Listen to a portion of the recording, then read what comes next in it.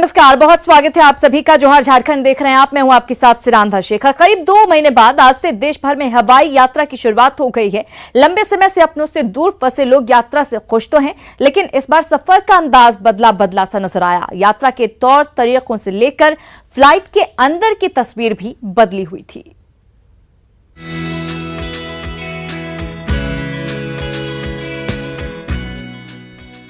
सोमवार सप्ताह का पहला दिन और देश भर के एयरपोर्ट के लिए बेहद खास, क्योंकि कोरोना बंदी के 62 दिन बाद घरेलू उड़ान सेवा जो शुरू हुई। देश की राजधानी दिल्ली हो या फिर बिहार झारखंड, हर जगह की तस्वीर खास थी। अरसे बाद एयरपोर्ट पर यात्रियों की चहलकदमी दिखी तो विमान के अंदर की तस्वीर भी काफी अलग। कल तक जो एयर होस्टेस यूनिफॉर्म में नजर आती थी, वो आज पीपीई किट में विमान के अंदर यात्रियों का स्वागत कर रही थी। मुसाफिर भी संक्रमण से बचाव के लिए शील्ड मास्क लगाए अपनी सीटों पर बैठे दिखे, क्योंकि ऐसी गाइडलाइन जारी की गई है जिसके तहत सभी यात्रियों की सुरक्षा जांच और स्कैनिंग के बाद उन्हें विमान में बिठाया गया। नए नियमों का पालन करते हुए यात्री अपनों तक पहुंचे तो नया तजुर्बा भी सुनाया। ओवरऑल पूरी प्रोटेक्शन के साथ आपकी ट्रैवल हो रही है, सो कोई डरने की बात नहीं है और ओवरऑल सब कुछ अच्छी ही था। स्किन नहीं छू पा रहे थे अपनी, बहुत अभी भी छू नहीं सकते हैं जब तक घर जाकर एक बार अपने बॉडी को वॉश ना कर लें। तो पूरे टाइम बस कुछ भी अगर हो रहा था, अगर रीचिंग भी हो रही थी तो स्किन नहीं छू पा रहे थे और सोशल डिस्टेंसिंग प्रॉपर मेंटेन हो रही थी। अब पब्लिक खुद से बदमाशी करती है तो उसमें कोई कुछ नहीं कर सकता। 2 महीने बाद यात्रा कर रहे पैसेंजर सरकार के कदम की तारीफ कर रहे हैं और इसे समय की जरूरत भी बता रहे हैं। हम लोग का तो आज पहला वाला फ्लाइट था, बिल्कुल सब चीज व्यवस्थित है, सब चीज ठीक ठाक है, कोई दिक्कत नहीं। पहले की अपेक्षा आज क्या वो बहुत ज्यादा इन लोग मैंने पैसेंजर को कुछ भी हैसल नहीं हुआ और सब ठीक ठाक करके हो गया। व्यवस्थाओं का पालन करना हम लोगों का काम है, बाकी तो आप निर्देश दे सकते हैं, सीधी सी बात है। लेकिन आपको ध्यान रखना होगा, खुद को सुरक्षित रखना है तो नेचुरल है आपको अपना सारा व्यवस्था जो व्यवस्थित किया गया है उसके हिसाब से चलना है। वैसे हवाई यात्रा करने वाले लोगों के लिए जो गाइडलाइन जारी की गई है उसके मुताबिक तय समय से कम 2 घंटे पहले एयरपोर्ट पहुंचना जरूरी है। वेब चेक इन के बाद ही एंट्री मिलेगी। यात्रियों के लिए आरोग्य सेतु ऐप जरूरी होगा। हालांकि 14 साल से कम उम्र के बच्चों के लिए ऐप जरूरी नहीं है। बैगेज टैग डाउनलोड कर सामान पर चिपकाना भी होगा। डिपार्चर और अराइवल एरिया में ट्रॉली नहीं मिलेगी। फ्लाइट में खाना नहीं मिलेगा, साथ ही खुद का खाना भी नहीं ले जा सकेंगे। कोरोना और लॉकडाउन की वजह से सरकार ने बीते 25 मार्च से ही घरेलू यात्री उड़ानों को पूरी तरह बंद कर दिया था। अंतर्राष्ट्रीय उड़ानें तो 22 मार्च से ही बंद हैं। हालांकि मालवाहक उड़ानें और स्पेशल फ्लाइट्स का ऑपरेशन जारी था, लेकिन घरेलू यात्री सेवा बहाल होने से अब हजारों लाखों लोगों ने बड़ी राहत की सांस ली है। न्यूज 18 के लिए रांची से भुवन किशोर झा के साथ ब्यूरो रिपोर्ट। आपकी परेशानी कम करने के लिए सरकार एयरपोर्ट अथॉरिटी ने ये फैसला लिया है ताकि आपको राहत मिल सके, लेकिन अब जिम्मेदारी आपकी है कि नियम का पालन करते हुए यात्रा करें। इधर कोरोना को मात देने में प्रदेश का पूरा स्वास्थ्य महकमा जी जान से लगा हुआ है, लेकिन इसी बीच कोरोना वॉरियर्स के लिए 50 लाख की बीमा ने कईयों के मन में शंका का वायरस पैदा कर दिया है।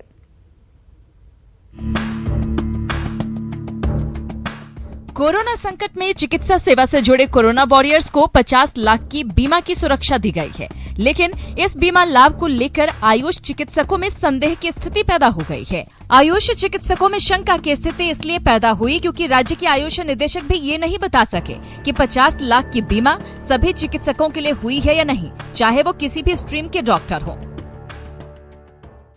सबके लिए 50 लाख का बीमा हुआ है, आप लोग का बीमा नहीं हुआ। अब झारखंड में तो ऐसा कोई हम लोग को नजर नहीं आया अभी तक। तो खतरा बना हुआ है ना आप लोग? हाँ, खतरा तो बना हुआ है। आयुष के साथ से तो हमेशा भेदभाव रहा ही है। देखिए, ये मामला मेरे स्तर का नहीं है, ये मामला तो सरकार के स्तर का है। इसमें हम आपको क्या उत्तर दे पाएंगे, ये बिल्कुल सरकार के स्तर का है। केंद्र सरकार से जो हम लोग को गाइडलाइंस ये मांगे गए थे, तो हम लोग अपना नाम गाम लिख के भेजे हैं, केंद्र सरकार की तरफ से मांगे गए थे। और मैंने जो कुछ इस मामले में होगा वो मैं सरकार के स्तर से होगा, मेरे स्तर से तो स्थायी आयुष डॉक्टर्स के साथ साथ 500 से ज्यादा अनुबंधित आयुष चिकित्सक और एनएचएम कर्मी अपनी सेवाएं स्वास्थ्य विभाग को फ्रंट लाइन वॉरियर्स के रूप में दे रहे हैं। उधर स्वास्थ्य विभाग के प्रधान सचिव ने व्हाट्सएप के माध्यम से आयुष चिकित्सकों को भरोसा संदेश भेजा है। वहीं रांची के सिविल सर्जन ने भी कहा है कि रांची जिले में खुद उन्होंने 60 से ज्यादा आयुष चिकित्सकों के नाम जीवन बीमा के लिए भेजे हैं। नहीं, जहाँ तक मुझे ज्ञात है 50 लाख के बीमा की जो बात है वो कोविड कार्य में लगे हुए हर व्यक्ति के लिए, चिकित्सक पारा चिकित्सक के लिए अवेलेबल है। किसी के नाम से ऐसा नहीं है कि so doctor XYZ doctor ABC के लिए ये इंश्योरेंस किया गया। वो एक लमसम बना हुआ है कि जो भी कोविड कार्य में लगे रहेंगे चिकित्सक या पारा चिकित्सक, उनको इस चीज़ की सुविधा उपलब्ध रहेगी।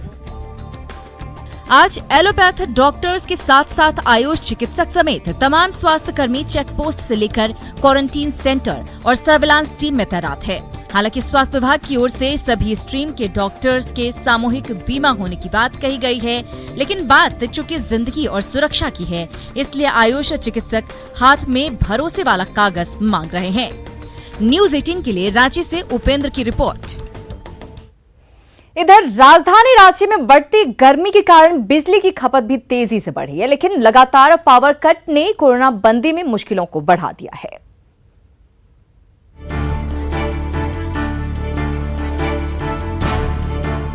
लगातार बढ़ते पारे के बीच बिजली की आंख मिचौली ने राजधानी वासियों को परेशान कर रखा है।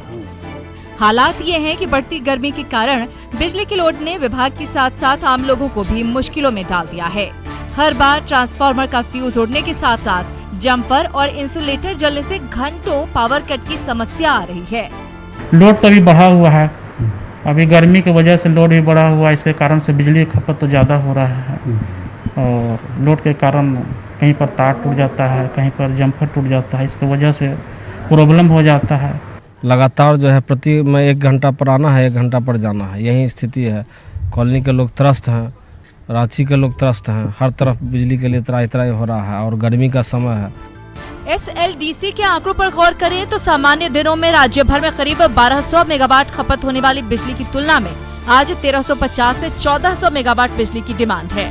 ओवरलोड के कारण लगातार ट्रिप हो रहे ग्रिड से परेशान JVNL ने शहरी क्षेत्रों में पावर सप्लाई किसी तरह जारी रखने को कहा है। अभी फिलहाल ऐसा ही कहा गया है कि रूरल फीडर को आप पहले कंट्रोल करें और उसमें भी सीक्वेंस दिया गया है 33 बेर को पहले, उसके बाद ब्राह्मवे को, फिर उससे कंट्रोल नहीं हो रहा है तो टाटी सिल्वे है, फिर उसके अलावा रातू है, और अगर इतना में कंट्रोल नहीं होता फिर तब टाउन फीडर को कंट्रोल करना है। बिजली विभाग के मुताबिक पावर की सप्लाई पर्याप्त है और जो कुछ भी समस्या आ रही है वो लोकल फॉल्ट की वजह से ही है। बहरहाल बढ़ती गर्मी और बढ़ती पावर की जरूरतों के बीच बिजली विभाग संतुलन बिठाने की कोशिश में जी जान से जुटा है। न्यूज़ 18 के लिए रांची से भुवन किशोर झा की रिपोर्ट। तो बिजली ने आम लोगों के साथ साथ विभाग को भी परेशान कर रखा है। इधर पूर्वी सिंहभूम में न्यूज़ 18 की खबर का बड़ा असर हुआ है। गुफा में रहने वाले सबर परिवारों की दुर्दशा की खबर चलने के बाद मौके पर पहुंचे शासन प्रशासन ने पिछड़े परिवारों से मुलाकात की, लेकिन मामला सीमा क्षेत्र के चक्रव्यूह में फंस गया।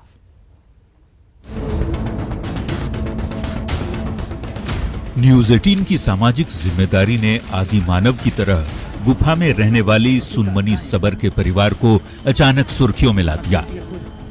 पूर्वी सिंहभूम के ओडिशा सीमा पर गुफा में जिंदगी बसर कर रहे सबर परिवार की खबर न्यूज़ 18 पर चलने के बाद सुदूर जंगलों के बीच गुफा में शासन प्रशासन और मीडिया का मजमा लग गया।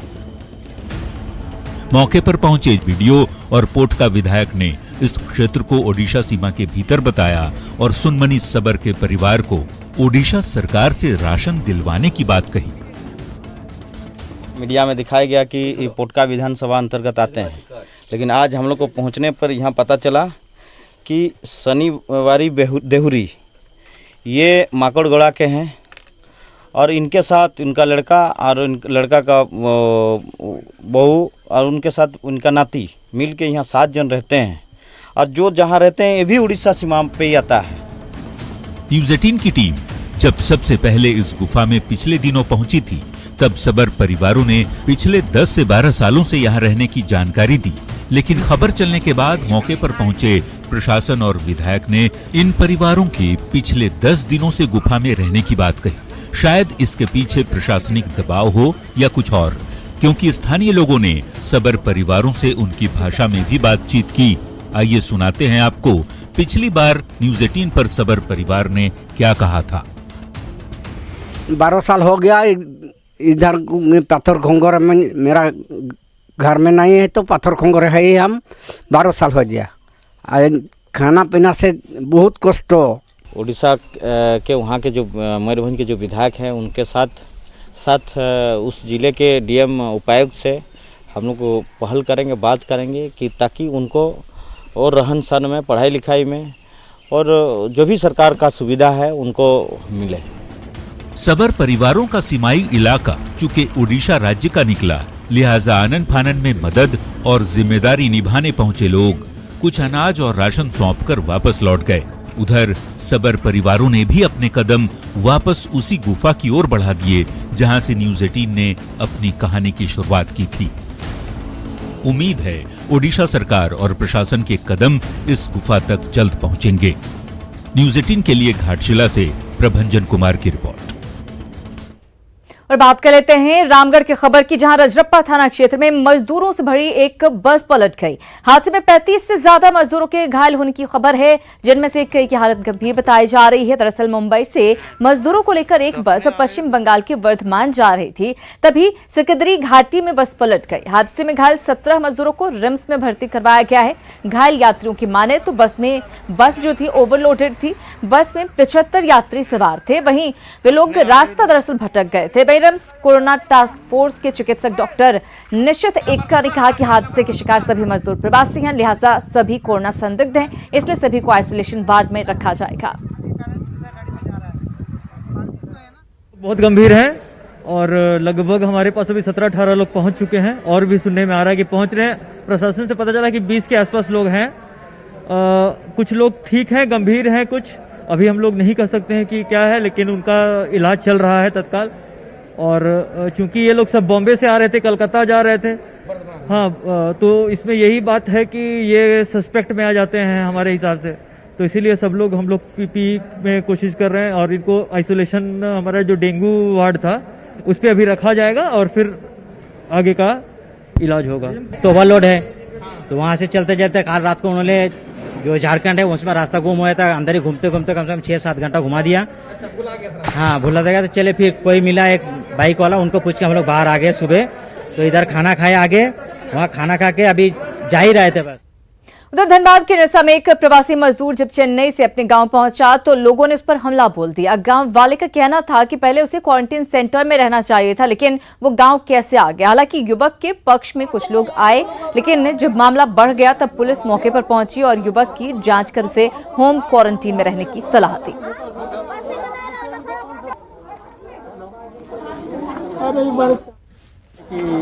कुछ लोग विरोध कर रहा वहाँ रहेगा, कुछ लोग चाह रहा कि यहाँ नहीं रहे, ठीक न।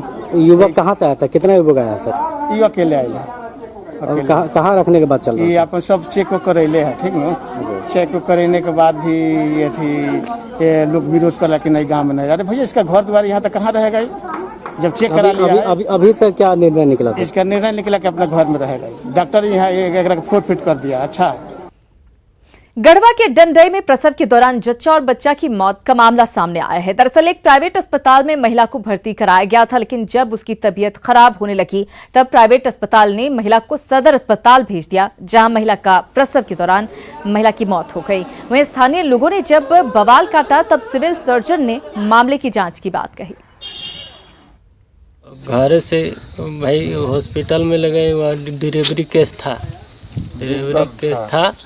और भाई यहाँ होनहारी होने लगा तो पहले जाना पड़बे न करेगा हॉस्पिटल।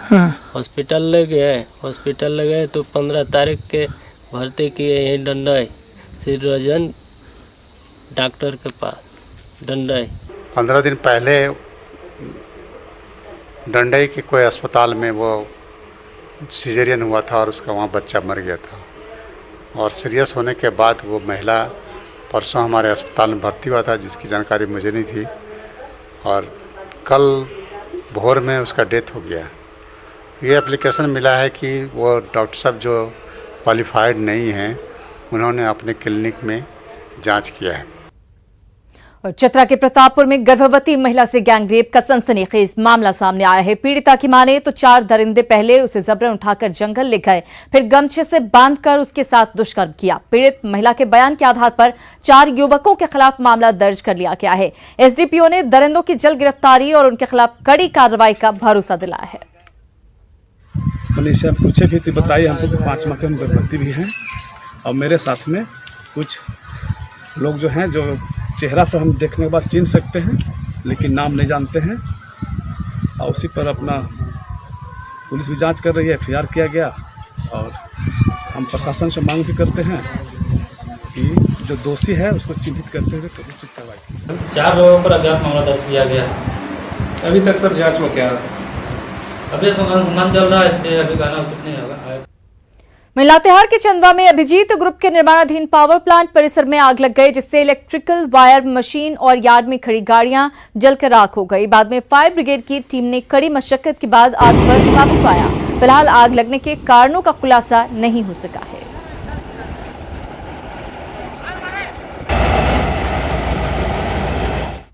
वहीं चतरा के नक्सल प्रभावित लावालौंग थाना क्षेत्र में अगलगी की घटना में 2 सहोदर भाइयों की जलकर दर्दनाक मौत हो गई। इस हादसे के बाद गांव में मातम पसरा हुआ है। वहीं परिजनों का रो रो कर बुरा हाल है। जानकारी के मुताबिक गांव के विजय भुइया के घर में अचानक आग लगी। अगलगी की इस घटना से घर में सो रहे विजय के 2 मासूम बच्चों में से एक 8 वर्षीय बालवीर की झुलसकर मौके पर ही मौत हो गई, जबकि उसका छोटा बेटा गंभीर रूप से जख्मी हो गया। ग्रामीणों ने उसे सदर अस्पताल पहुंचाया लेकिन डॉक्टर उसे बचा नहीं सके।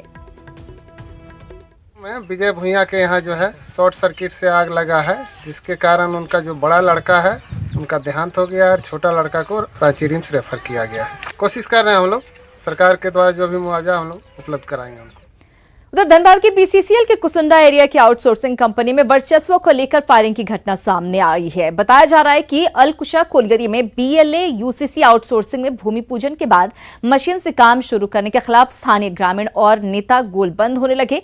इसी दौरान भीड़ से 2 राउंड गोली चलाई गई जिससे इलाका तनावपूर्ण हो गया। बाद में कंपनी और पुलिस के पदाधिकारी मौके पर पहुंचकर मामले को शांत करने की कोशिश करते नजर आए।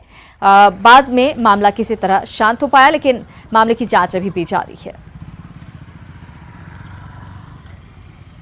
वहीं गढ़वा में आपसी वर्चस्व को लेकर गोलीबारी की घटना सामने आई है जिसमें 5 लोग गंभीर रूप से घायल हो गए हैं। सदर थाना क्षेत्र के दरमीत प्रतापपुर गांव की यह घटना बताई जा रही है। फिलहाल पुलिस घटनास्थल पर पहुंची है और मामले की छानबीन जारी है।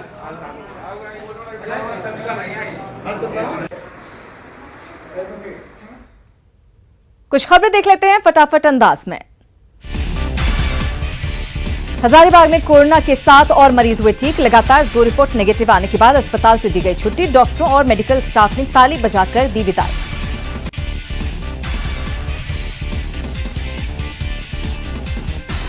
पलामू के मेदिनीनगर में प्रवासी मजदूर की मौत। ट्रक पर छपरा से लातेहार जा रहा था वृद्ध मजदूर। रास्ते में अचानक बिगड़ी तबीयत। जांच में जुटी पुलिस। दुमका के बड़ा बांध तालाब में नवजात का शव मिलने से सनसनी। शव को कब्जे में लेकर जांच में जुटी पुलिस। सरायकेला के आदित्यपुर में देसी कट्टा और गोली के साथ एक अपराधी गिरफ्तार। पुलिस को देखकर भाग रहा था अपराधी। गिरफ्तार अपराधी साल 2013 में भी जा चुका है जेल। जमशेदपुर के विष्णुपुर में व्यवसायी की लाइसेंसी रिवॉल्वर से अचानक चली गोली। जख्मी व्यवसायी TMH में भर्ती। परिजनों के मुताबिक गाड़ी में बैठने के दौरान दबने से चला रिवॉल्वर। सिर कटी लाश पर उलझी सरायकेला और राजनगर पुलिस। सीमा विवाद को सुलझाने के लिए बुलाना पड़ा अमीन। घंटों की जद्दोजहद के बाद सरायकेला पुलिस ने दर्ज किया केस। पूछताछ के लिए हिरासत में कई लोग। जमशेदपुर के साक्षी में जरूरतमंदों की मदद में जुटी शीतला माता मंदिर कमेटी। हर दिन गरीबों को कराया जा रहा भोजन। बीजेपी नेता अभय सिंह ने बांटे राशन। देवघर में मौसम का बदला मिजाज तो लोगों ने ली राहत की सांस। दोपहर में झमाझम बारिश से लोगों को भीषण गर्मी से मिली राहत। कई इलाकों में ओलावृष्टि और तेज हवाओं से गिरे पेड़। दुमका में आंधी पानी ने मचाई तबाही। मसानजोर पंचायत में सैकड़ों पेड़ धराशायी। दर्जनों घरों के उड़े छप्पर। घर पर पेड़ गिरने से एक शख्स की मौत। जमशेदपुर के मानगो में 3 महिलाओं पर जंगली हाथी का हमला। गंभीर रूप से जख्मी एक महिला एमजीएम अस्पताल में भर्ती। भागने के दौरान 2 महिलाओं को मामूली चोट।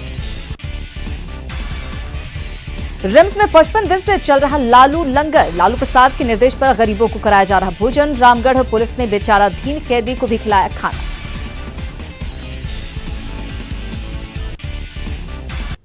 और इसी के साथ जोहार झारखंड में फिलहाल इतना ही, लेकिन न्यूज़ 18 बिहार झारखंड पर खबरों का सिलसिला लगातार जारी है।